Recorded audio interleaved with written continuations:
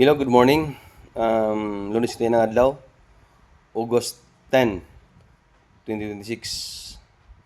Mainit aton balitaktakan it aton mga official gobyerno about ng West Philippine Sea. Baliwait mga pulong.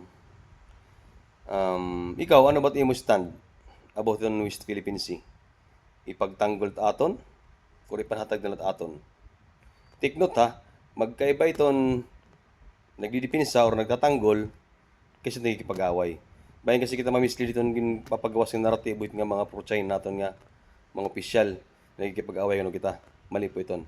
Magkaiba po na nagkikipag-away ngayon nagtatanggol or nadipinsa. So ano ba mo stand? Panhatag ta or dipinsahan ta? Kung iti mo stand is ipanhatag ta, panhatag ta na lang para wala sa amok, pili ka na mag-scroll up. Di rin para yung mga video. Now, kung hindi mo naman stand is ipagtanggol tataton, karapatan, congratulations. May na pa nabibilin na yung mga pagmamahal at bayan. So, kung hindi mo stand is ipagtanggol, pakiana naman, kumusta iti mo mga politician yung susuportahan na linya ba iti mo pinaglalaban?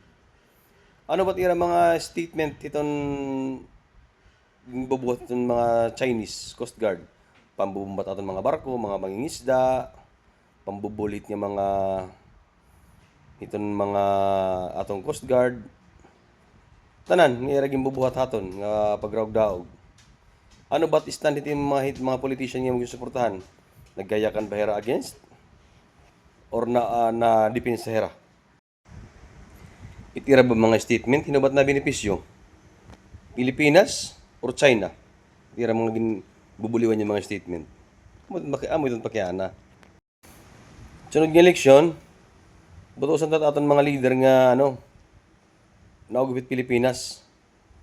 Di rin naugupit itong kapakanan nitong mga Chinese.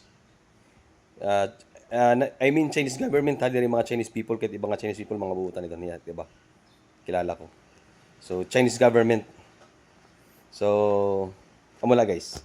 Sa nasunod ng eleksyon, buto sita itong maka-Pilipino, hindi rin maka-China. West Philippine Sea, atin ito.